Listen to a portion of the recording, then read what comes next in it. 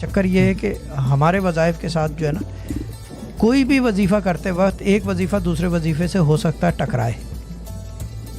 عبادت کا بھی یہ ہے کہ لازمی نہیں ہے کہ ہر چیز جو ہے قرآن میں موجود ہے تو ہر چیز ایک دوسرے سے مطابقت کرتی ہے. کچھ چیزیں اپوزیشن کی ہیں. سورہ جن کے ساتھ سورہ مزمل نہیں پڑھی جاتی.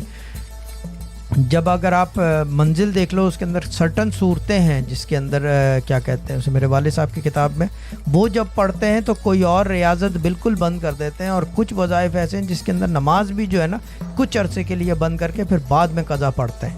یہ کیونکہ راستہ درویشی کا ہے, یہ سسٹم جو ہے یہ درویشی کا ہے, یہ نظام و دستور درویشی کا ہے.